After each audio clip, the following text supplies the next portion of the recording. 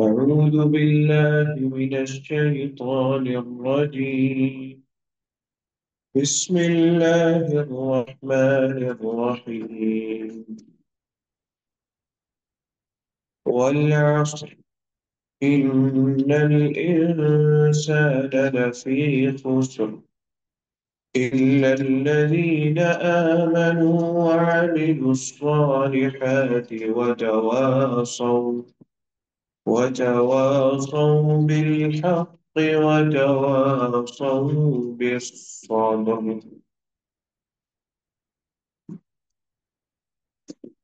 الحمد لله رب العالمين، والصلاة والسلام على أشرف الأنبياء والمرسلين نبينا محمد وعلى آله وصحبه أجمعين. اللهم انفعنا بما علمتنا وعلمنا ما ينفعنا وزدنا علما وعملا وتوفيقا برحمتك يا أرحم الراحمين. رب اشرح لي صدري ويسر لي أمري واحلل عقدة من لساني يفقه قولي. سورة العصر مکی صورت ہے. کچھ علماء نے اس کے بارے میں یہ بات ارشاد فرمائی کہ یہ مدنی ہے، لیکن معظم مفسرین اور زیادہ اکثر کثیر تعداد مفسرین اور علماء کے انہوں نے یہ کہا کہ یہ مکی صورت ہے. اس صورت کا موضوع انداز بیان اور انداز کلام یہ بھی بتاتا ہے کہ یہ صورت مکی ہے، بلکہ صرف مکی نہیں،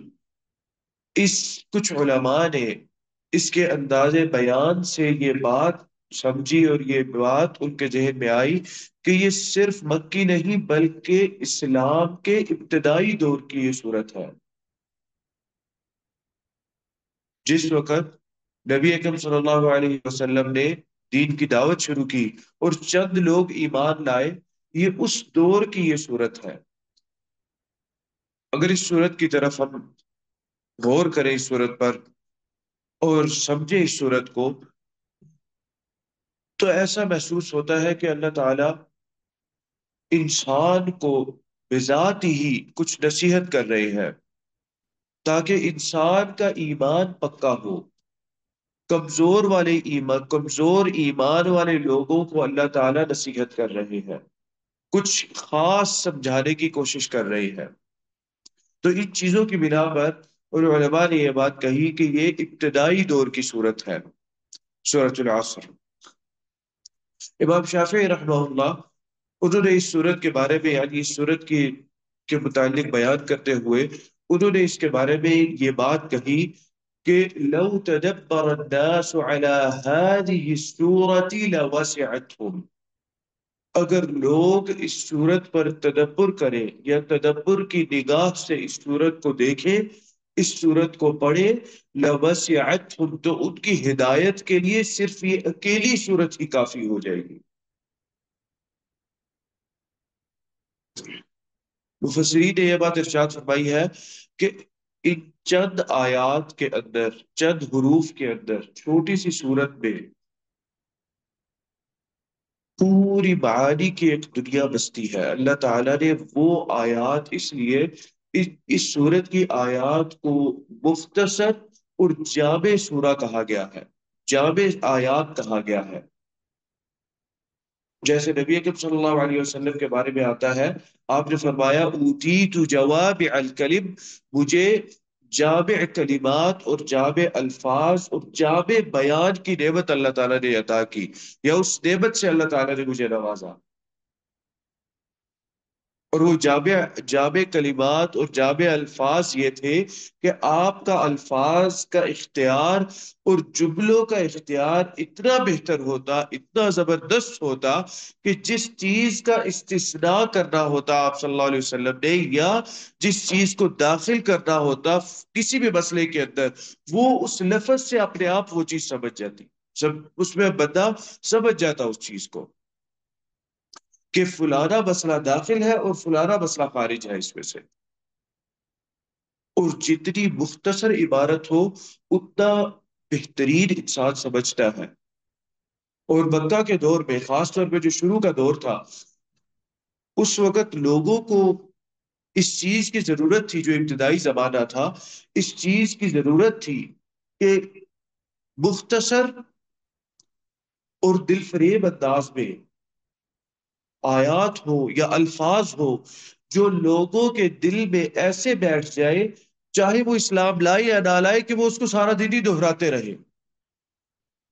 آپ کے ساتھ بھی یہ ہوتا ہوگا، کوئی ایسی بات ہے یا ایسا شعر ہے یا ایسے الفاظ ہے جو انسان جن کو سنتا ہے، اور انسان بنا کسی قصد کے سارا دن انسان نے صبح سنے وہ، اور سارا دن انسان کے زبان پہ وہ چلتے رہتے ہیں۔ کبھی کبھار تو ایسے موقع میں بھی انسان کی زبان میں وہ الفاظ یا وہ جملے ہوتے ہیں جہاں پر انسان کے ذہن میں یہ بات آتی ہے، یار یہ غلط ہے، یار یہ میں اس وقت تو نہیں بولنے چاہیے یہ۔ انسان حمام میں ہے یا انسان اس طرح کی جگہ پہ ہے، اور وہ اللہ تعالیٰ کی تعریف ہے ان جملوں کے اندر، یا نبی صلی اللہ علیہ وسلم کی حمد ہے، یا کوئی مسئلہ ہے، کبھی کبھار حدیث ایسی ہوتی ہے جو جس کا انسان کے اس روز کے کسی عمل سے تعلق نہیں ہوتا شاید، لیکن وہ الفاظ اتنے دل فریب اور اتنے دلکش الفاظ ہوتے ہیں کہ انسان سنتا ہے اور انسان کے دل میں بیٹھ جاتے ہیں، اور سارا دن انسان اس کو بنا کسی قصد کے دہراتا رہتا ہے۔ بہت سارے لوگوں کو تو ان الفاظ کا معنی بھی نہیں معلوم ہوتا، لیکن اس کے باوجود وہ دہراتے رہتے ہیں، ان کو بار بار پڑھتے رہتے ہیں۔ ان کے الفاظ میں ہی ایک خوبصورتی ہوتی ہے۔ تو یہ مقصد تھا اس طرح کی چھوٹی چھوٹی صورتوں کو نازل کرنا۔ اور آپ اگر ملاحظہ کریں، تقریباً تمام صورتیں، ہم جتنی بھی چھوٹی صورتیں پڑھ رہے ہیں، تقریباً تمام صورتیں ساری کی ساری مکی ہیں۔ شاذ و نادر آپ کو چھوٹی صورتوں میں کوئی صورت ملے گی جو کہ بدری صورت ہو۔ اس کی وجہ پھر یہی ہے کہ چونکہ وہ لوگ قرآن ہم سے زیادہ سمجھتے تھے، عربی زبان کا انداز اور طریقہ تکلم اور اس میں بلاغت اور عربی زبان کے آداب اور اخلاق ان کو ہم سے بھی زیادہ علم تھا ان کا۔ اس لیے تو جب نبی اکرم صلی اللہ علیہ وسلم پر قرآن نازل ہوا، تو ولید بن مغیرہ جب نبی اکرم صلی اللہ علیہ وسلم کے پاس گیا، اس سے پہلے انہوں نے آپس میں بات چیت کی، انہوں نے میٹنگ کی آپس میں، اور اس میٹنگ کے اندر ولید بن مغیرہ چونکہ اس وقت قریش میں عرب کے حکماء میں سے اس کو سمجھا جاتا تھا، یہ گنا جاتا تھا اس کو کہ جو سب سے ذہین و فطین آدمی ہے، ان میں سے سب سے زیادہ ذہین و فطین لوگ ہیں، ان میں سے ولید بن مغیرہ ہے، جو کہ خالد بن ولید کا والد ہے رضی اللہ عنہ۔ تو ولید بن مغیرہ وہ بیٹھے ہوئے تھے، وہ باتیں کرتے کہ یہ سحر ہے، وہ کہتا نہیں یہ سحر نہیں ہے، ہم نے سحر دیا، ہم نے جادوگروں کو دیکھا ہوا ہے، جادوگر محمد صلی اللہ علیہ وسلم جیسے نہیں ہوتے، وہ گندے بندے ہوتے ہیں، اور ان کے اپنے طور طریقے اور انداز ہوتے ہیں، ان سے وحشت ہوتی ہے انسان کو۔ یہ نہ محمد جادوگر ہے اور نہ ہی اس کے الفاظ جادوگر۔ اچھا پھر کیا ہے؟ یہ شاعری ہے۔ وہ کہتا ہے کہ بیوقوف آدمی، شعر کو قریش سے زیادہ کون جانتا ہے، اہل مکہ سے زیادہ شعر کو کون جانتا ہے؟ یہ شعر نہیں ہے، ہم نے شعراء دیکھے ہیں، ان کے ہاتھوں شعراء کا میلہ ہوتا تھا، میلہ لگتا تھا شعراء کا ہر سال، جس میں شاعری ہر بندہ اپنی شاعری پیش کرتا تھا، اپنے جو ابیات تھے یا جو اپنے اپنے اشعار تھے، نظمیں تھی، وہ پیش کی جاتی تھی۔ اور وہ نظمیں کس طرح پیش کی جاتی تھی؟ وہ پورا سال اس ایک نظم کو چند روز لگا کے بناتے اس ایک نظم کو، اور اس نظم پہ پورا سال کام کرتے کہ یہاں سے یہ لفظ ادھر کر دیا، یہ اوپر کر دیا، یہ نیچے کر دیا، یہ مختلف کر دیا، اس کا اعراب اس طرح کر دیا فلانی، پورا سال لگاتے۔ اور پورے عرب کے شعراء آتے، سوق عکاف تھی، آج بھی لکھتی ہے وہ سوق، لیکن آج صرف بازار کے لحاظ سے زیادہ معروف ہے، حالانکہ آج بھی وہاں پر شعراء آتے ہیں اور اپنے اشعار پیش کرتے ہیں، عرب کے شعراء آتے ہیں اور اشعار کو پیش کیا جاتا ہے آج بھی۔ تو اس زمانے میں بھی سوق عکاظ لگا کرتی تھی، اور ان میں پھر سب سے بڑے عرب کے اس زمانے میں جس کو سمجھا جاتا کہ یہ سب سے بڑا شاعر ہے، اس کو ایز اے جج رکھ دیا جاتا، اور وہ شاعری پیش کرتے۔ تو ولید بن مغیرہ کا کہنے کا مقصد یہ تھا کہ بیوقوفو، شاعری تو پورے عرب کی ہمارے پاس آتی ہے، ہمیں تو اس کے ایک ایک انداز کا، طریقے کا، ہر سٹائل کا پتا ہے کہ کیا چیز ہے، شاعر کیا ہوتی ہے۔ ما ہوا بشاعر، یہ بندہ شاعر بھی نہیں ہے، مجنون ہے۔ انہوں نے کہا مجنون، اتنی اتنی عقل مند، عقل، اتنی عقل والی اور دانائی والی باتیں مجنون نہیں کرتا۔ اس کے بعد آخر میں سوچتا رہا، سب کچھ کرتا رہا، اس کے بعد اس نے یہ کہا کہ ہم اس کے علاوہ کچھ نہیں کہہ سکتے محمد کو۔ انہوں نے یہ بھی کہا کہ یہ کاہن ہے، تو نے کہا ہم نے کاہن بھی دیکھے ہیں، کاہنوں سے ہم اپنے معاملات بھی دیکھتے رہے ہیں، اپنے کچھ عبور کرواتے رہے ہیں، یہ کاہن بھی نہیں ہے۔ کاہن ہوتا تو 40 سال کی عمر تک کیوں اس نے اپنی کہانت نہ کی؟ اس نے 40 سال کی عمر تک شاعری نہ کی، اس نے 40 سال کی عمر تک اگر جادوگر ہے تو جادو نہ کیا؟ کہاں پر تھی وہ ساری چیزیں؟ یہ ولید بن مغیرہ کے اپنے اپنے الفاظ ہیں۔ شاید ولید بن مغیرہ کے برے ساتھی اور برے دوست نہ ہوتے تو ولید بن مغیرہ ایمان لے آتا۔ اسی طرح ہرقل کی بات ہے کہ شاید ہرقل کے وزراء اس کے آس پاس نہ ہوتے، یا اس کے دل میں وزراء کا اور کرسی کا ڈر نہ ہوتا، تو شاید ہرقل بھی ایمان لے آتا۔ وہ تو ہرقل تھا، وہ تو عربی زبان بھی نہیں جانتا تھا، وہ صرف علم رکھتا تھا، عیسائی تھا،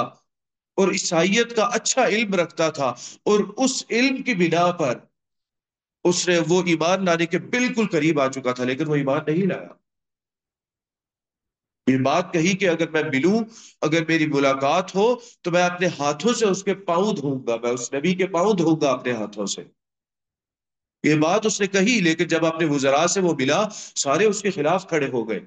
اس کے ذہن میں یہ بات تھی کہ جس طرح کی عیسائیت میرے پاس ہے، اسی طرح کی عیسائیت ان کے پاس بھی ہوگی، یا اسی طرح کی عیسائیت کا ایمان اور یقین ان کے پاس ہوگا۔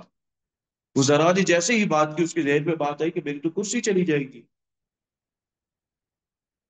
میرے پاس سے یہ طاقت چلی جائے گی، انہوں نے مجھے ہٹا دینا، انہوں نے کہنا تم ٹھیک ہے، جس کے دین پر ہو اسی کے پاس تم چلے جاؤ۔ یہ کہتا ہے کہ بھائی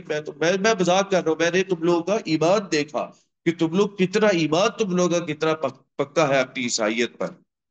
یہ بات کہہ کر اس نے اس بات کو آگے پیچھے کر دیا، نبی اکرم صلی اللہ علیہ وسلم کی بات کو۔ بڑی لمبی ڈسکشن ہے ہرقل کی ابو سفیان کے ساتھ رضی اللہ عنہ۔ اس وقت وہ ایمان نہیں لائے تھے، اور اس کے باوجود ان کے جواب، سوالوں کے جواب، سوال پوچھنا بھی ایک عقل مندی ہے، اور انداز سوال کا وہ بھی پیش کرنا وہ بھی ایک عقل مندی ہے۔ ہرقل نے ایسے سوالات رکھے جن کے جوابات کو بدلا نہیں جا سکتا۔ ابو سفیان کہتے ہیں میرے پیچھے کچھ اور لوگ بھی کھڑے تھے، اس وجہ سے مجھے میں بات کو آگے پیچھے نہیں کر سکا۔ ان کے نزدیک غلط کلامی انسان کی عزت کے خلاف جاتی ہے، چاہے انسان اپنے لوگوں سے، اپنے ملک سے کتنا ہی دور کیوں نہ ہو۔ میں نے غلط کلامی کی، پتہ چلے گا ابو سفیان نے کی، مکہ کا سردار، عرب کا سردار، اس سے بد کلامی یا غلط کلامی کر دی ہے، ساری عزت ختم ہو جائے گی۔ معاملہ ہی سارا عزت کا تھا نا۔ وہ کہتے تھے کہ یہ یتیم، یتیم اور جس کا کوئی وراثت نہیں ہے، جس کا کوئی مال نہیں ہے، جس کا کوئی عہدہ نہیں ہے، منصب نہیں ہے، ہم اس پہ ایمان کیوں لے کر آئے؟ کہ دو عظیم بستیاں ہیں، ان میں سے کسی کو اختیار کیوں نہیں کیا گیا؟ ولید بن مغیرہ تمام چیزیں اس پہ سوچتا ہے، فکر وقدر ثم قتل كيف قدر ثم نظر ثم عبس وبسر ثم ادبر واستكبر فقال ان هذا الا سحر يؤثر۔ اس نے کیا بات کی؟ تکبر کیا، سوچتا رہا، ساری ساری ساری رات سوچتا رہا۔ اس نے یہ بات کہی، دیکھیں اس کی اہمیت تھی، اس نے کہا مجھے وقت دو سوچنے کا۔ اگر اس کی سوچ کی اہمیت نہ ہوتی تو قریش مکہ کہتے اچھا ٹھیک ہے تم سوچتے رہو، تمہاری سوچ کی کیا کیا قدر و قیمت؟ اہمیت تھی اس کی سوچ کی۔ اللہ تعالیٰ فرماتے ہیں کہ اس نے یہ بات کہی کہ ان ھذا، تکبر کیا اس نے، چلتا پھرتا رہا گھر کے اندر، اور آخر میں تکبرن اس نے یہ بات کہی، ایمانن یہ بات نہیں کہی، ایمان اس کے دل میں مختلف تھا، یقین کہیں گے، ایمان تو نہیں کہیں گے، یقین اس کے دل میں مختلف تھا، کسی اور چیز کا یقین تھا، لیکن تکبرن اس نے یہ بات کہی، ان ھذا الا سحر یؤثر، یہ صرف جادو ہے، یہ جو الفاظ محمد لے کے آتا ہے صلی اللہ علیہ وسلم، یہ صرف جادو ہے، جادو کے علاوہ کچھ نہیں ہے۔ اور جب جا کے اس نے بات کی، محمد کیا چاہتے ہو، فلانا فلانا، ہم لوگوں کو یہ بات بتائیں گے کہ بھئی یہ جادو ہے۔ پھر انہوں نے آپس میں بھی بات کی، اچھا ٹھیک ہے ہم محمد سے بھی بات کرتے ہیں، جاتے ہیں محمد کیا چاہتا ہے صلی اللہ علیہ وسلم، جا کے باتیں بیان کی، بہت کچھ آپ کے سامنے پیش کیا، مال دیں گے، فلانا دیں گے۔ نبی اکرم صلی اللہ علیہ وسلم نے کہا ولید ختم کر دیا، ہو گیا، حل انتہیت، انہوں نے کہا بس یہی بات تھی۔ نبی اکرم صلی اللہ علیہ وسلم نے جواباً اپنے الفاظ بھی نہیں استعمال کیے، جواباً آپ صلی اللہ علیہ وسلم نے سورہ فصلت شروع کر دی، کتاب فصلت آیاته قرآنا عربیا لقوم یعقلون، ایسی کتاب فصلت آیاته کھول کے رکھ دی ہے اس کی آیات نے، جو عربی میں ہے۔ تم کون سی زبان جانتے ہو؟ عربی زبان جانتے ہو۔ فصلت آیاتہ، تفصیل کے ساتھ اس آیات نے کھول کے ایک ایک لفظ کو بیان کر دیا۔ اس کے بعد سنتا رہا یہاں تک کہ نبی اکرم صلی اللہ علیہ وسلم اس آیت پر پہنچے، فَإِنْ أَعْرَضُوا فَقُلْ أَنذَرْتُكُمْ صَاعِقَةً مِثْلَ صَاعِقَةِ عَادٍ وَثَمُودَ۔ ولید بن مغیرہ نے آپ صلی اللہ علیہ وسلم کے جو چہرہ مبارک ہے یا منہ مبارک ہے اس پہ ہاتھ رکھ دیا، اسے کہا کہ آگے نہیں بات کر رہی، آگے آپ خاموش رہے، آپ کی باتیں قبول ہو جاتی ہیں۔ یہ وہ کافر تھا، مشرک تھا، اس کے باوجود وہ یہ بات کر رہا تھا کہ محمد آگے نہیں بولنا، آپ کی باتیں قبول ہوتی ہیں، آپ کا کہا ہوا اللہ تعالیٰ مان لیتے ہیں، کہ اللہ پہ تو یقین تھا، اللہ کی تو لڑائی ہی نہیں تھی ان کی، اللہ کے یقین پہ لڑائی نہیں تھی، عبادت پہ لڑائی تھی۔ وہ کہتے تھے ہم ان بتوں کی بھی عبادت کریں گے، لڑائی اس چیز کی تھی۔ انہوں نے کہا کہ آپ صلی اللہ علیہ وسلم جب یہاں پہنچے کہ اے محمد ان سے کہے، مثال بھی اللہ تعالیٰ نے اس لیے دی کہ عاد اور ثمود کے کھنڈرات سے گزرتے تھے، یہ اپنی تجارتیں کرتے تھے، اس تجارتوں میں یہ احقاف کا جو علاقہ ہے ربع الخالی کے اندر، یہ جو صحرا ہے ربع الخالی، اس میں احقاف کا علاقہ، اس کو جانتے تھے، اس سے گزرتے تھے، ان کھنڈرات کو دیکھتے تھے یہ، تو اس وجہ سے اللہ نے یہ ارشاد فرمایا کہ ان سے کہہ دیجئے اگر یہ اعراض کرتے ہیں اللہ تعالیٰ کی آیات سے، احکام سے، نبی اکرم صلی اللہ علیہ وسلم کے، تو ان کو ڈرا دیجئے، میں ان کو ڈراتا ہوں، یعنی اللہ تعالیٰ کہہ رہے ہیں کہ آپ کہیں کہ میں ان کو ڈراتا ہوں ایسی بجلی کی کڑک کی اور ایسے طوفان کی جیسے عاد اور ثمود پہ آیا، جیسے ان کو ہلاک کیا گیا، مثل عاد و ثمود، ویسا عذاب میں ان پر بھی نازل کر دوں گا، اس بجلی کا، اس کڑک کا، اس آواز کا، تقریباً ایک ساتھ عاد اور ثمود پہ ایک ساتھ دو یا تین عذاب ایک ساتھ آئے، آواز کا عذاب تھا، پھر ہوا کا عذاب تھا، پھر اس کے بعد شدید کڑک تھی، اس کا جو ہے، جو بجلی گرج تھی، بجلی کی گرج تھی آسمانوں سے، اس کا عذاب الگ تھا، دو تین عذاب ایک ساتھ اللہ تعالیٰ لے کر آئے، ایسا اللہ تعالیٰ نے ملیامیٹ کیا۔ تکبر تھا نا، ان میں بھی تکبر تھا، کہتے تھے ہم سے بڑا اور ہم سے طاقتور کون ہے اس دنیا میں، ان کی طاقت سے اور ان کے امور اور معاملات سے پوری دنیا پریشان تھی، دنیا کے ہر خطے پر انہوں نے اپنا راج جما رکھا تھا۔ عاد اور ثمود کے جو لوگ تھے، اللہ نے ان کی مثالیں دی، تم لوگ ان سے طاقتور نہیں ہو عاد اور ثمود سے، کیوں؟ ان کے کھنڈرات دیکھتے ہو تم لوگ، تم لوگوں کو ان جیسے نہ تم لوگوں کی قد اور قامت ہے، نہ ہی ان جیسی تم لوگوں کی طاقت ہے، اس کے باوجود تم لوگوں کو ان جیسا ہی میں عذاب دے کے ختم کر دوں گا۔ اس نے کہا قف یا محمد، رک جائے یہاں پر اے اللہ کے نبی صلی اللہ علیہ وسلم، اس کے بعد جب وہ واپس اپنے ساتھیوں کے بعد پاس گیا، ساتھیوں نے یہ بات کہی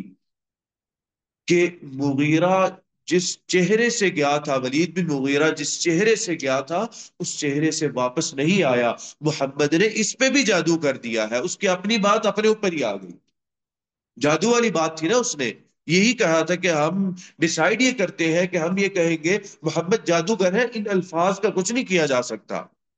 ان الفاظ کو شاعری، نہ ہی ان الفاظ کو کہانت، نہ ہی ان الفاظ کو جنون کہا جا سکتا ہے، یہ جو الفاظ محمد صلی اللہ علیہ وسلم لے کر آتے ہیں۔ اسی صورت کے متعلق جو سورۃ العصر ہے، اس کے متعلق ایک واقعہ ہے،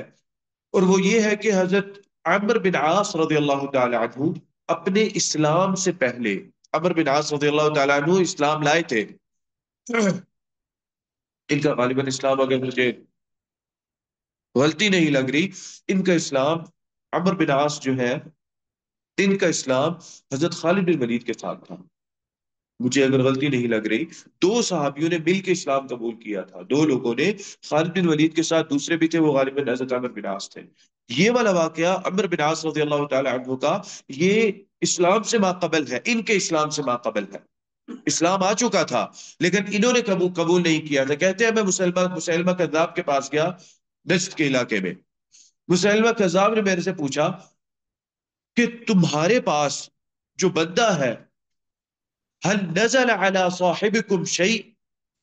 تمہارا جو صاحب ہے، تمہارا جو آدمی ہے جو تمہارے پاس ہے، یہ پچھلے کچھ عرصے میں اس کے اوپر کچھ نازل ہوا؟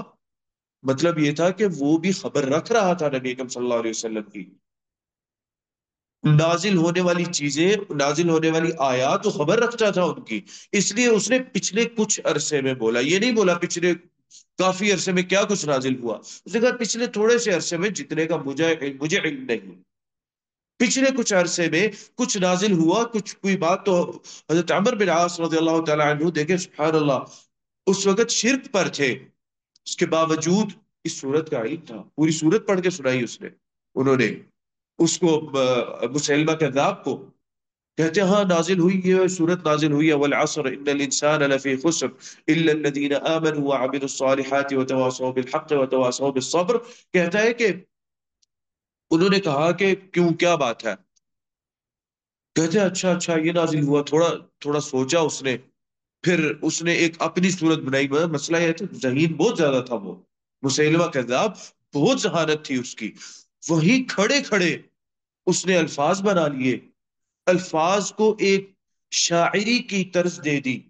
اور وہیں پہ کھڑے کھڑے بولتا ہے کہ اچھا یہ تو ایسا ہے جیسے، اب وہی بات ہے کہ اس تیزی کو، سوچ کی تیزی کو اس نے یہ نام دیا کہ بھئی دیکھو وہی تو میرے پہ بھی نازل ہوتی ہے، الفاظ چاہیے تم لوگوں کو، میں بھی تم لوگوں کو ملتے جلتے الفاظ، جن کو ہم انگریزی میں رائمنگ ورڈز کہتے ہیں، ایک وزن کے الفاظ جو شاعری سے لگنے لگتے ہیں، یہ تو میں بھی بنا لیتا ہوں، اس کا مطلب میں بھی نبی ہوں، یا وبرو یا وبرو، اس نے اس طرح کی ایک کچھ چیز ہے، اس نے بنا کے اس نے کہا کہ بھئی دیکھو یہ تو میری بھی صورت ہے، مجھے بھی صورت، میرے پاس بھی صورت ہے ایسے، لکل اذن والصدر، کچھ اس طرح کر کے کہ تمہارے، یا وبر، یا وبر نا ایک جانور کو کہتے ہیں، یہ جانور مماثلت رکھتا ہے چوہے سے، چوہے کے ساتھ،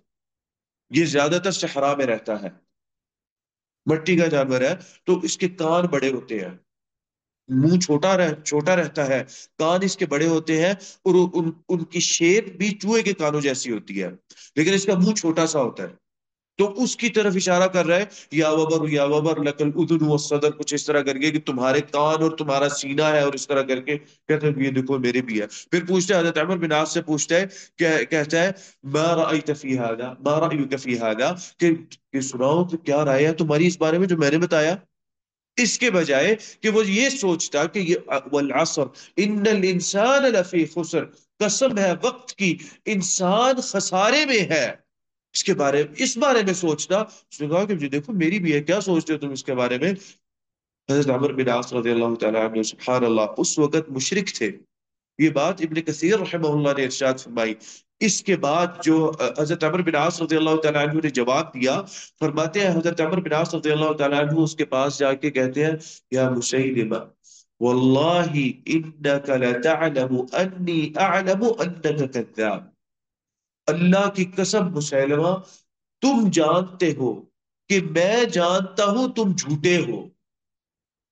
تم یہ جانتے ہو کہ میں جانتا ہوں کہ تم جھوٹے ہو، پھر بھی تم میرے سامنے آ کے اتنی جرت کے ساتھ یہ بات کر رہے ہو۔ جس بندے کو علم ہونا کہ جھوٹ چھوڑ دے، جس کو کمیوں کا علم ہونا، وہ اگلے بندے کے سامنے نہیں آتا کہ یار اس کو میری کمیوں کا میری کمی کوتاہی کا علم ہے اس بندے کے اندر، اس بندے کو میرے اندر کمی کوتاہیوں کا علم ہے، اس بندے کے سامنے انسان نہیں جاتا شرم و حیا کی وجہ سے۔ اور یہ بات مسلمہ کذاب بہت سارے لوگوں کے ساتھ جانتا تھا کہ ان سب کو پتا ہے میں جھوٹا ہوں، اس کے باوجود ڈٹ کے اس طرح کی چیزیں آگے سامنے رکھتا تھا اور بولتا تھا کہ بھئی وہی نازل ہو رہی ہے، میرے اوپر صورت آ رہی ہے، فلانا ہو رہا ہے، فلانا ہو رہا ہے۔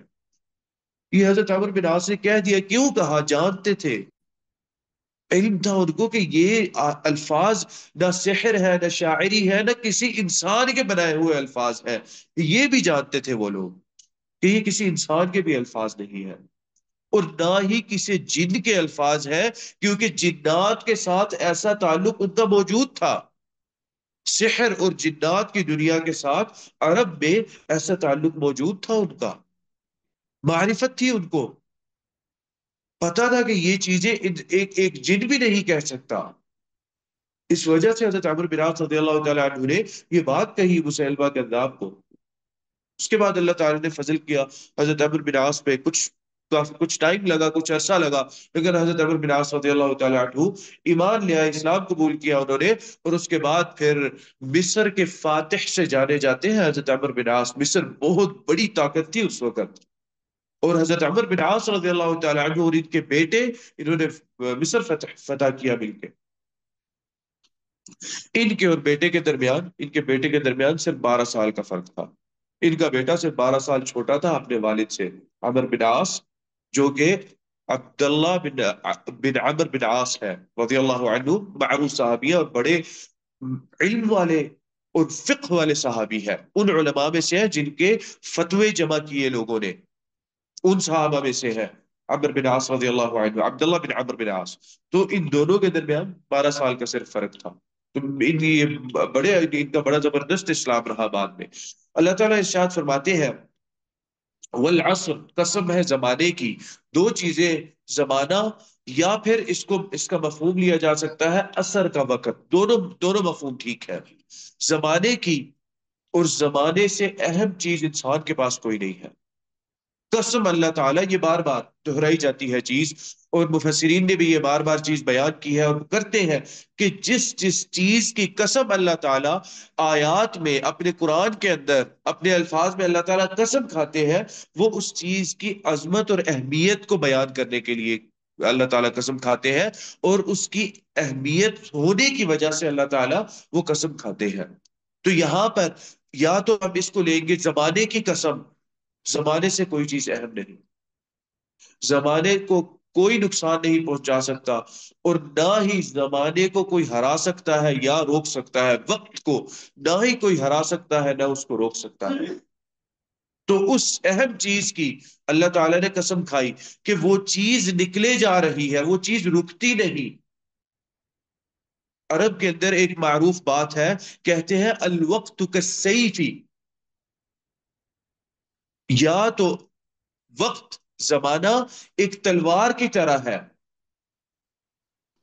اس کے بعد یہ کہتے ہیں اگر آپ اس کو گزاریں گے نہیں تو وہ آپ کو کاٹ کے چلا جائے گا، وقت یہ ہے۔ یا پھر دوسری چیز مفسرین نے بیان کی کہ عصر سے مراد عصر کا ہی وقت ہے، اور عصر کے وقت کی اہمیت سب کو معلوم ہے، عصر کی نماز کی اہمیت، اس وقت ہلچل اتنی رہتی ہے، اس وقت ہر بندہ شدید مصروفیت میں رہتا ہے، اس مصروف ترین وقت کو، جو کہ اس کی مصروفیت کی وجہ سے انسان کے ذہن میں بھی اہم وقت ایک سمجھا جاتا ہے، اس کی قسم اللہ تعالیٰ کھا رہے ہیں۔ عصر کے بارے میں نبی اکرم صلی اللہ علیہ وسلم کی حدیث ہے، آپ صلی اللہ علیہ وسلم نے ارشاد فرمایا کہ جس نے عصر کی نماز نہ پڑھی اس کا مال و متاع اس کو وہ خسارے میں ہے، تباہ و برباد ہو گیا۔ آپ صلی اللہ علیہ وسلم سے آتا ہے کہ جو لوگ عصر کی نماز نہیں پڑھتے، میرا دل کرتا ہے کہ میں اپنی جگہ کسی اور کو نماز کے لیے کھڑا کر دوں اور ان گھروں میں جا کے آگ لگاؤں جو عصر کی نماز نہیں پڑھتے۔ لیکن عورتوں اور بچوں کا مجھے خیال ہے، اتنا اتنا سخت معاملہ ہے اس کا۔ عصر کے بارے میں یہ بھی آتا ہے، عصر کے وقت اللہ تعالیٰ کے فرشتے بدلتے ہیں، ڈیوٹیاں چینج ہوتی ہیں، جو صبح آئے ہوتے ہیں وہ عصر کے وقت واپس اللہ کے پاس جاتے ہیں اور نئے نئے فرشتے اللہ تعالیٰ بھیجتے ہیں انسانوں کے پاس، اور وہ جا کے اللہ تعالیٰ کو ساری خبر پہنچاتے ہیں کہ اللہ تعالیٰ فلانا بندہ کیا کر رہا ہے، کس حالت میں ہے۔ نماز کا وہ وقت ہوتا ہے، وہ بتاتے ہیں جا کے کہ اللہ تعالیٰ تیرا بندہ وضو کر کے نماز کے لیے جا رہا تھا یا پہنچ گیا تھا، یا وہاں پر بیٹھ کے اس نے نماز بھی پڑھ لی تھی اور وہ تلاوت کر رہا تھا، وہ رتبے کے حساب سے جو اس کی حالت ہوتی ہے، یا اللہ وہ سو رہا تھا، یا اللہ وہ اپنے کام میں مشغول تھا تیری نماز سے، غفلت میں تھا تیری نماز سے۔ اللہ تعالیٰ سننا پسند کرتے ہیں اس بات کو کہ میرا بندہ، فرشتے آ کے بتائے کہ یا اللہ تیرا یہ بندہ نماز پڑھ رہا تھا، یہ تیرے لیے نماز کے لیے جا رہا تھا۔ یہ تمام چیزیں ہیں، اہم بناتی ہیں اس وقت کو، اس لیے اللہ تعالیٰ نے اس کی قسم کھائی تاکہ سننے والا اس چیز کی طرف توجہ دے کہ اچھا یہ بڑی اہم وقت کی قسم کھا لی، یا بہت اہم قسم کھا لی۔ آگے کیا بات کرنے لگے ہیں؟ آگے اس سے بھی اہم بات ہے، ان الانسان، نون تاکید ہے، یہ ثقیلہ مؤکدہ ہے، بے شک انسان لفی خسر، یہاں لام بھی تاکید کے لیے ہے، فی کے ساتھ جو لام ہے، لفی یہ نام مؤکدہ ہے، تاکید کے ہے، تاکید کے لیے ہے، یہ تاکید بھی لم اس کو کہتے ہیں، ٹھیک ہے۔ ان الانسان، بے شک انسان، بنی نوع انسان، صرف مسلمان نہیں، بنی نوع انسان لفی خسر، وہ خسارے میں ہے، ضرور تاکید اس کی کر دی کہ وہ خسارے میں ہی ہے، اور وہ خسارہ خاص طور پہ اس کا تعلق آخرت کے ساتھ ہے۔ دنیا کے معاملات کا تو خیال رکھتے ہیں بہت زیادہ، اس کے خسارے نہ ہونے کا اہتمام ہوتا ہے ہمارے دل کے اندر، لیکن آخرت کے خسارے کے بارے میں یہ بات کی جا رہی ہے کہ ان الانسان، بے شک انسان لفی خسر، بہت ہی خسارے میں ہے۔ امام راضی رحمہ اللہ فرماتے ہیں کہ میں نے ایک بزرگ کو ایک بات کہتے ہوئے سنا، میں نے ایک بزرگ کو ایک قول کہتے ہوئے سنا۔ وہ بزرگ یہ بتا رہے تھے کہ وہ غالباً شاید استاد ہوں گے امام راضی رحمہ اللہ کے، کہتے ہیں کہ میں نے ان بزرگ کو یہ کہتے ہوئے سنا کہ میں نے سورۃ العصر کو ایک ایک دکاندار سے سن کر سمجھا۔ وہ بات کیا کر رہا تھا؟ وہ بات یہ کر رہا تھا، ایک برف فروش تھا، برف بیچنے والا تھا۔ وہ بات کیا کر رہا تھا؟ وہ بات کر رہا تھا کہ اے لوگو، رحم کرو اس شخص پر جس کا سودا ختم ہو رہا ہے، جس کا سودا بھول جا رہا ہے، اس بندے پر رحم کرو۔ مطلب کیا ہے؟ میری برف پگھلنے سے پہلے خرید لو، میرا نقصان ہو جائے گا۔ کہتے ہیں ان الفاظ سے مجھے سورہ عصر کی ایسی بہترین سمجھ آئی کہ انسان کا وقت جاتا جا رہا ہے، انسان کو اس چیز کی ضرورت ہے کہ انسان اپنے اوپر رحم کرے، اس وقت کا اہتمام کرے، اس وقت کو ضائع نہ کرے جو وقت گزرتا جا رہا ہے۔ اگر وہ بے فائدہ گزر گیا، جس میں انسان کا فائدہ نہیں رہا، انسان کو فائدہ نہیں ہوگا، انسان خسارے میں رہے گا، اور اس سے بڑا، وقت کے ضائع ہونے سے بڑا خسارہ انسان کے لیے کوئی نہیں۔ قیامت کے دن تمنا کرے گا انسان، جس نے نیک عمل کیا ہوگا وہ بھی تمنا کرے گا کہ یا اللہ کاش میں نے یہ اور زیادہ کیا ہوتا، میں نماز کے بعد بیٹھا تھا تو کاش میں اور زیادہ بیٹھ جاتا، یہ پہلے گیا تھا تو کاش اس سے بھی پہلے چلا جاتا، اپنا کام جو تھا جس کو چھوڑ کر میں گیا جو بڑا اہم تھا، کاش اس کو میں پہلے چھوڑ دیتا، مجھے علم ہوتا کہ اصل فائدہ تو یہ ہے۔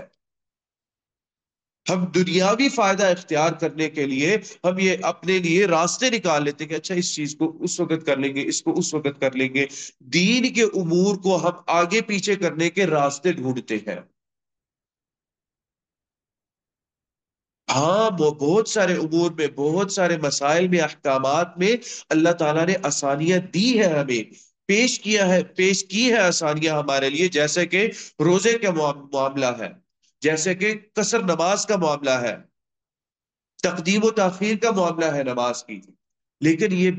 بلا وجہ اس کو اختیار کرنا شروع کر دینا، ہر چھوٹی سی چیز کو یہ سمجھنا کہ یہ ایک وجہ ہے، پوری اچھی وجہ ہے جس کی وجہ سے میں نماز کو آگے پیچھے کر سکتا ہوں، یہ بات بالکل غلط ہے۔ اس میں آپ کو اپنے اوپر جبر کرنا ہے۔ بہت سارے ایسے مسائل ہیں جن میں ہم اپنی اپنے ذہن میں ایک وجہ بناتے ہیں اور ہم کہتے ہیں کہ اچھا یہ تو ریزن بن گئی ہے، اور جب ریزن ہے تو میں اس مسئلے کو آگے پیچھے کر سکتا ہوں۔ انسان کو علم ہوتا ہے کہ بغیر کسی سبب کے اس کو آگے پیچھے نہیں کیا جا سکتا اس مسئلے کو، لیکن ہم اپنے ذہن میں ایک سبب بناتے ہیں خود، جو کہ بڑا ہی خفیف سا ہوتا ہے سبب، جس کی کوئی اتنی اہمیت نہیں ہوتی۔ اس کے بعد ہم کیا کہتے ہیں، اچھا بھائی میرے پاس سبب آ گیا ہے، اب میں اس کو آگے پیچھے کر لیتا ہوں اس مسئلے کو۔ اور یہ خاص طور پہ نماز کے معاملات میں ہوتا ہے۔ اس خسارے کی بات ہو رہی ہے کہ انسان ان چیزوں کا اہتمام کرے، انسان خاص طور پہ وقت کا اہتمام کرے۔ آگے اللہ تعالیٰ فرماتے ہیں، اس کے بعد اب جو آخری آیت ہے، صرف 3 آیتیں ہیں سورت کی، اور مفسرین نے لکھا ہے اتنے بھرے ہوئے معانی ہیں کہ اس اکیلی سورت پہ اگر انسان پوری پوری کتابیں لکھنا شروع کر دے تو وہ بھی کافی ہوں گی، یعنی وہ بھی کم پڑ جائیں گی کتابیں، اتنے معانی ہیں اس سورت کے اندر، ان کے الفاظ میں ایک ایک لفظ میں اتنا معانی ہے۔ آگے اللہ تعالیٰ فرماتے ہیں اِلَّا الَّذِينَ آمَنُوا، سوائے ان لوگوں کے، آمنوا جو ایمان لائے، جنہوں نے ایمان قبول کیا۔ ایمان کے ساتھ سب سے اہم چیز ہے، یہاں پر اس بات سے یہ پتہ چل رہا ہے صرف ایمان لانا کافی نہیں ہے۔ یہ جو بات ہے کہ جی ایمان تو میرے دل میں ہے، ایمان آپ کا تب ہوتا ہے جب اس کے ساتھ عمل جڑا ہوتا ہے۔ عمل ہوگا تو ایمان ہے، دونوں لازم و ملزوم ہے، ایک ساتھ ہے دونوں۔ ایمان دل میں نہیں ہے، اگر عمل نہیں ہے تو اس کا مطلب ایمان کی سخت کمی ہے۔ ہم یہ نہیں کہیں گے کہ ایمان ہی نہیں ہے، اس سے انسان کافر ہو جائے گا، اور وہ یہ عقیدہ خوارج اور معتزلہ کا عقیدہ ہے۔ جو خوارج لوگ ہیں وہ کیا کہتے ہیں، خوارج یہ کہتے ہیں، جن جن بہت ستایا ان لوگوں نے حضرت علی رضی اللہ تعالی عنہ کو، سخت تنگ کیا ان لوگوں نے، خوارج نے حضرت علی رضی اللہ تعالی عنہ کو، اور بڑی سخت لڑائی رہی، اور یہی لوگ تھے، خوارج ہی تھے جنہوں نے حضرت عثمان رضی اللہ تعالی عنہ کو شہید کیا، خوارج لوگ ہی تھے۔ ان کا عقیدہ کیا ہے، ان کا عقیدہ یہ ہے ایمان کے متعلق جہاں سے سارا مسئلہ چھڑتا ہے یہ قتل و غارت کا۔ انسان اگر اس کی اصل سمجھنا شروع کرے کہ یہ کرتے کیوں ہیں ایسے، اپنے مسلمان بھائیوں کو ہی مار دینا، یہ کیوں کرتے ہیں، اس کا سبب یہ ہے کہ وہ لوگ یہ کہتے ہیں کہ ایمان قول اور عمل کا نام ہے، ٹھیک ہے۔ اس کے بعد عقیدہ بھی کہتے ہیں کہ دل میں عقیدہ ہونا چاہیے، اس کے بعد یہ بات کہتے ہیں کہ ایمان ایک کامل چیز ہے، اگر تھوڑا سا انسان کے دل سے نکلا تو پورا نکل گیا، یعنی ہمیں یہ پتا ہے کہ نبی اکرم صلی اللہ علیہ وسلم نے یہ بات کہی کہ جو شخص گناہ کرتا ہے اتنا حصہ اس کے دل سے ایمان کا نکل جاتا ہے، یعنی اگر اس نے زیادہ گناہ کیا تو آدھا ایمان باقی رہا، آدھا ایمان نکل گیا اس کے دل سے۔ اس لیے امام بخاری رحمہ اللہ نے یہ تعریف ایمان کے بیان کی، کہتے ہیں الایمان یزید و ینقص، ایمان زیادہ ہوتا ہے اور کم ہوتا ہے، درجات ہیں ایمان کے، اور یہی عقیدہ اور یہی چیز نبی اکرم صلی اللہ علیہ وسلم نے بیان کی۔ فرماتے ہیں یزید بالطاعہ، نیک اعمال کرنے سے زیادہ ہوتا ہے، وینقص بالمعصیہ، اور جتنے گناہ کریں گے اتنا درجہ کم ہوتا جائے گا، جتنے زیادہ گناہ کرتے جائیں گے اتنے درجات کم ہوتا جائے گا۔ خوارج یہ کہتے ہیں کہ نہیں، چھوٹا سا بھی گناہ کیا تو ایمان کم نہیں ہوگا، مکمل نکل جائے گا دل سے، اس بیس پہ وہ بندے کو بناتے ہیں کافر، وہ لا الہ الا اللہ پڑھنے والا بھی اس کو بناتے ہیں کافر، اور پھر اس کو کہتے ہیں کہ بھئی ہمارے لیے اس کو قتل کرنا جائز ہے اور فلانا فلانا سارے مسائل۔ اس لیے ان مسائل کو سمجھنا بھی اہم ہے ہمارے لیے، اور امور میں معتدل رہنا، درمیانہ رہنا بہت ضروری ہے ہمارے لیے۔ اگر ایک بندہ گناہ کرتا ہے وہ کافر نہیں بنا، جتنا بھی بڑا گناہ ہے وہ کافر نہیں بنا، ہاں یہاں تک کہ اس نے شرک نہ کیا ہو۔ شرک بھی، شرک کے اندر بھی وہ عذر بالجہل والا مسئلہ آ جاتا ہے کہ کوئی بندہ جہالت کی وجہ سے معذور ہے، اس کی ساری زندگی میں اس کو علم نہیں ہوا کہ یہ چیز شرک، شرک ہے یہ عمل، وہ پڑھتا ہے لا الہ الا اللہ لیکن یہ عمل شرک ہے، وہ جاہل رہا ساری زندگی، اس کے لیے بھی علماء نے کہا کہ شاید اللہ کی مغفرت ہو اس کے لیے۔ یہ معروف بات ہے، شرک کرنے والے کے لیے اللہ کی مغفرت نہیں ہے، لیکن جو جاہل رہا ساری زندگی، جس کو پتہ ہی نہیں تھا، یہ وہ لوگ، یہ اس طرح کا مسئلہ ہے جو لوگ عیسائی رہے، جنہوں نے عیسائیت میں شرک تو نہیں کیا لیکن ان تک نبی اکرم صلی اللہ علیہ وسلم کی خبر نہیں پہنچی، ان لوگوں کے متعلق علماء نے یہ بات کہی ہے کہ انشاءاللہ اگر آج ایسے لوگ موجود ہیں 1400 سال کے بعد، وہ بھی انشاءاللہ اللہ تعالیٰ ان پر رحم فرمائیں گے اور جنت، جنت میں بھیجیں گے ان کو، اگر حقیقت میں ان تک آج تک خبر نہیں پہنچی کہ آنے والے نبی آ چکے اور 1400 سال ہو گئے ہیں۔ ہمارے ایک استاد تھے، ان کا نام تھا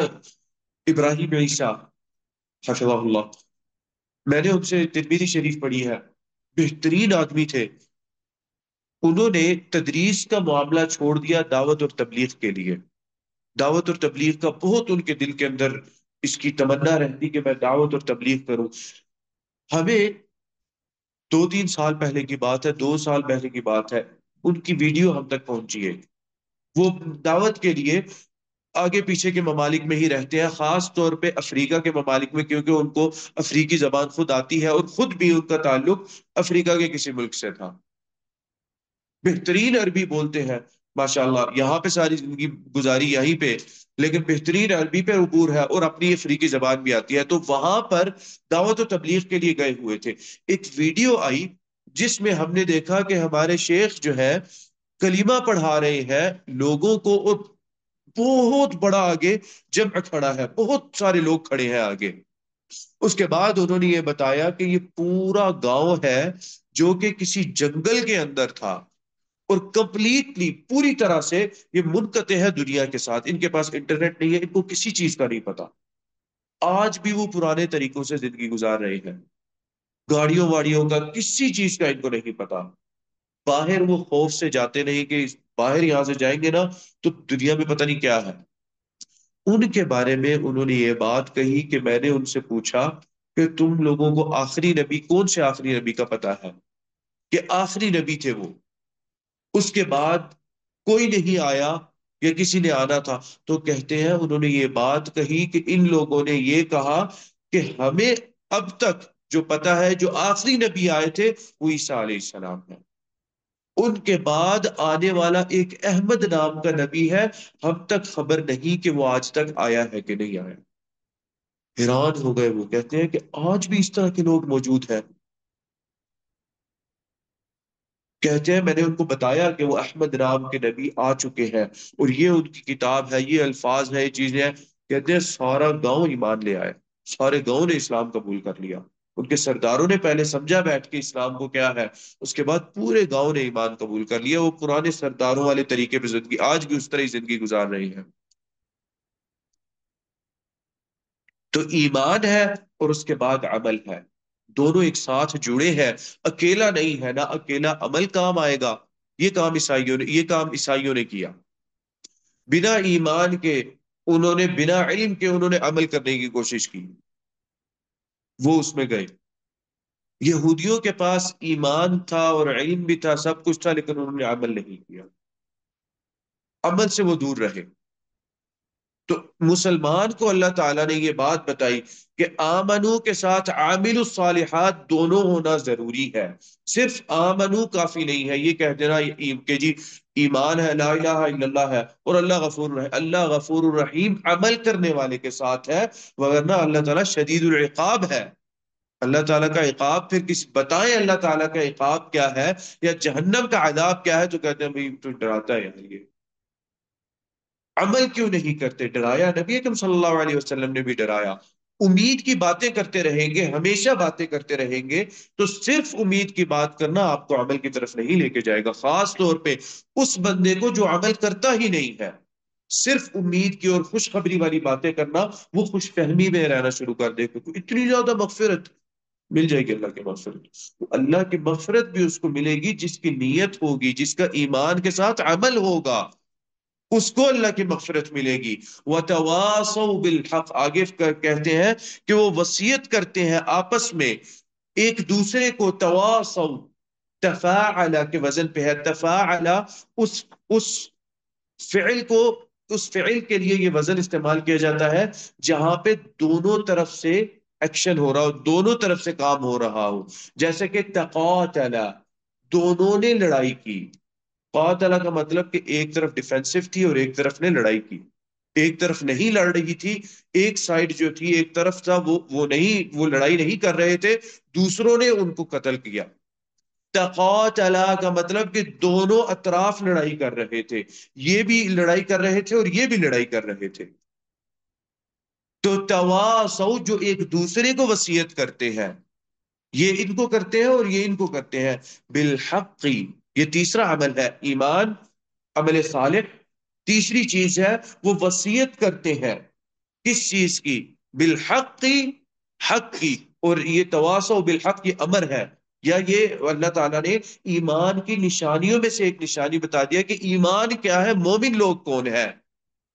اور تواصو بالحق کیا ہے؟ دوسرے الفاظ میں امر بالمعروف و نہی عن المنکر، نیکی کا حکم دینا، برائی سے روکنا، یہ ہے تواصو بالحق۔ چھوٹے سے لفظ کے اندر اتنے بڑے جملے کا معنی ہے، دو الفاظ ہیں، تواصو بالحق اور امر بالمعروف و نہی عن المنکر کی اہمیت کا سب کو علم ہے۔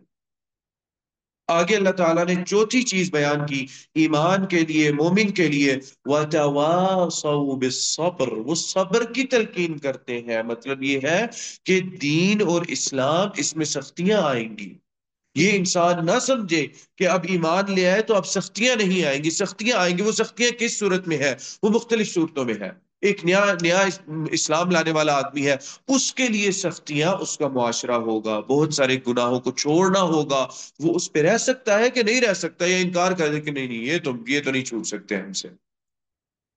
شراب تو نہیں چھوٹ سکتی، یہ تو بڑی مشکل ہے، ساری زندگی پیتے رہے ہیں۔ بہت سے لوگ ہیں جو کمزور پڑ جاتے ہیں، تو آپ نے وصیت کرنی ہے ان کو صبر کرنے کی۔ اگر وہ اس طرح کی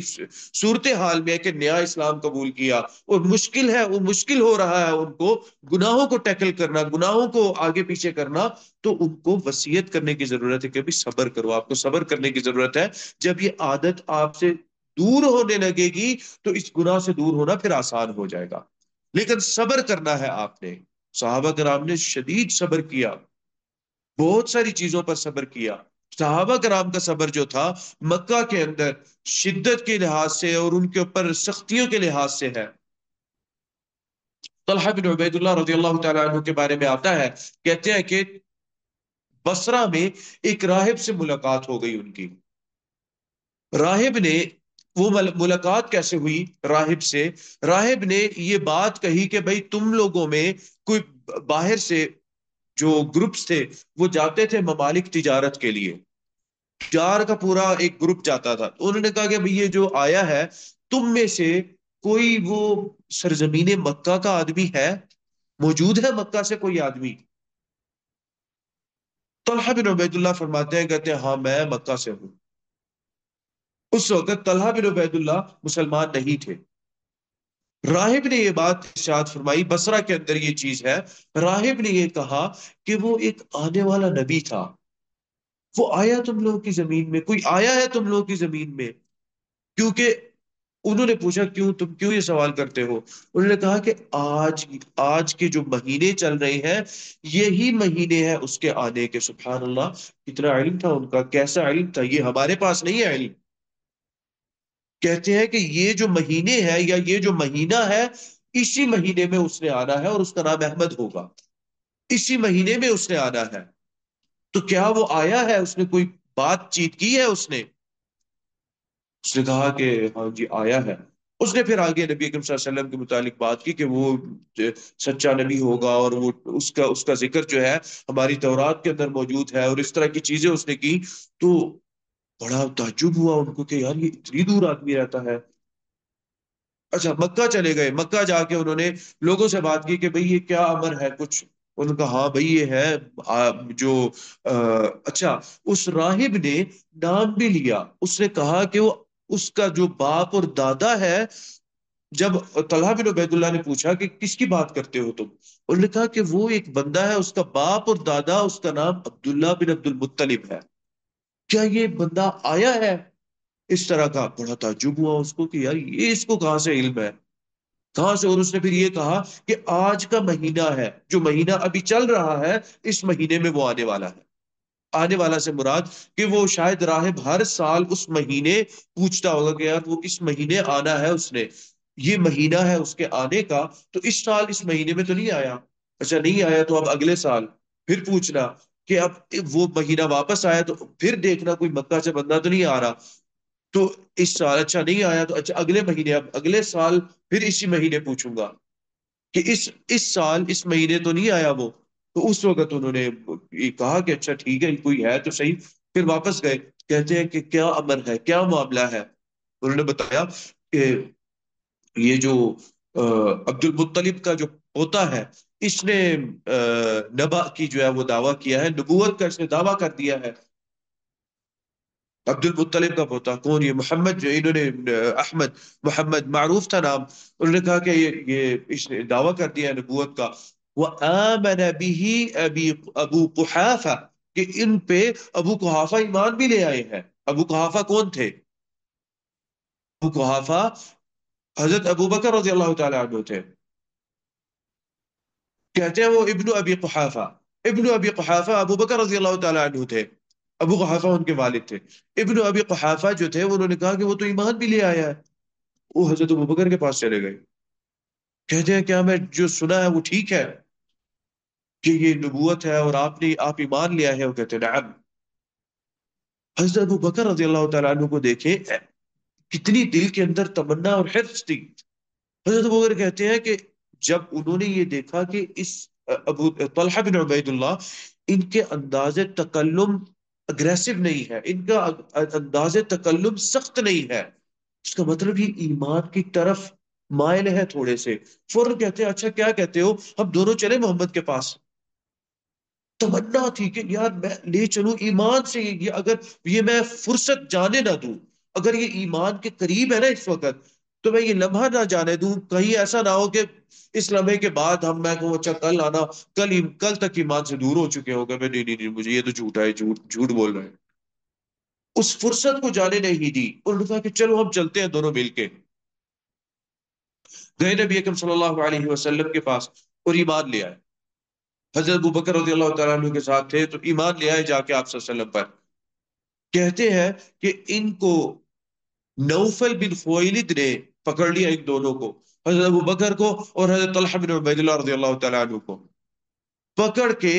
اور وہ جو نوفل بن خویلد تھا بڑا طاقتور آدمی تھا، وہ اس لیے اس کو اسد القریش کہا جاتا تھا، قریش کا شیر.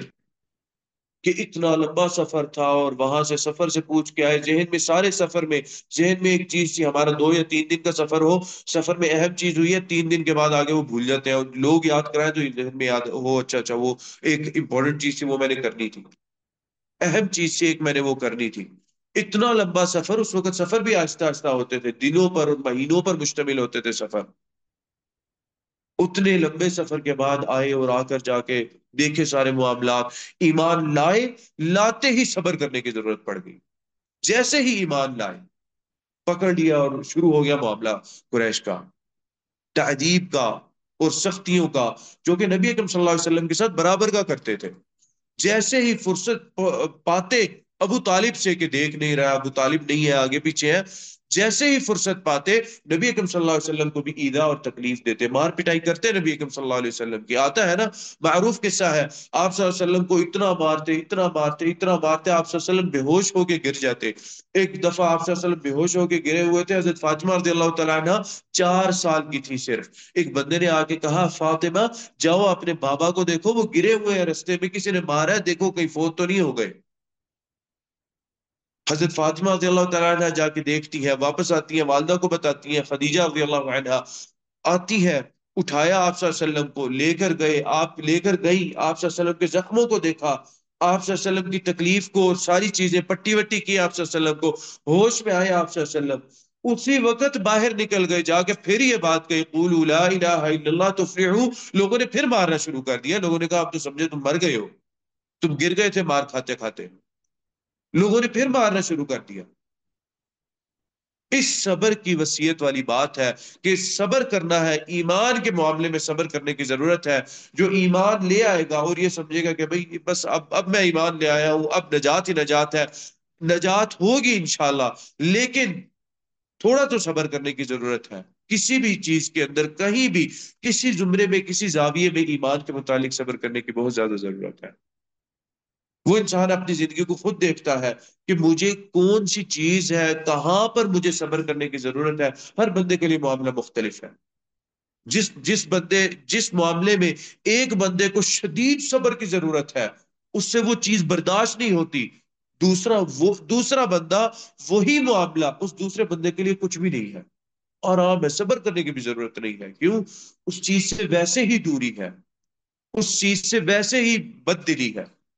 تو جس سے دوری اور بد دلی ہو، صبر کرنے کی کیا ضرورت ہے؟ لیکن اس دوسرے آدمی کے لیے کوئی اور ایسی پریشانی ہے، کوئی اور ایسا الگ سے اس کی جو ہے امتحان اور اس کا ٹیسٹ ہوگا، کسی اور چیز کے اندر، کسی اور عمل کے اندر ہوگا اس کے لیے، تو ہر چیز میں صبر کرنے کی ضرورت ہے۔ اللہ تعالیٰ سے دعا ہے کہ جو کہا اور جو سنا، اللہ تعالیٰ ہمیں اس پر عمل کرنے کی توفیق عطا فرمائے۔ قد قلت ما قلت صوابا فمن الله وإن خطأ فمني والشيطان وأستغفر الله إنه كان غفارا۔ بسم الله الرحمن الرحيم، الحمد لله رب العالمين الرحمن الرحيم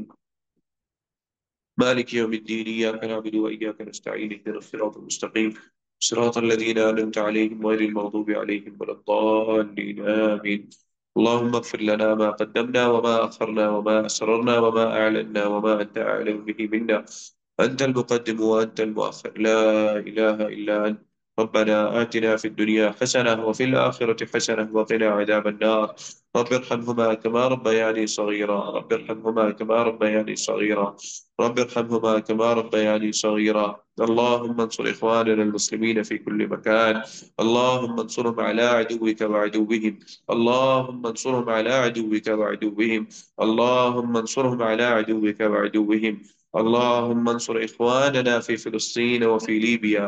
اللهم انصر إخواننا المسلمين في فلسطين وليبيا وفي لبنان، اللهم انصرهم على عدوك وعدوهم، ربنا آتنا في الدنيا حسنة وفي الآخرة حسنة وقنا عذاب النار، ربنا تقبل منا إنك أنت السميع العليم وتب علينا إنك أنت التواب الرحيم، وصل اللهم على نبينا محمد وعلى آله وصحبه أجمعين۔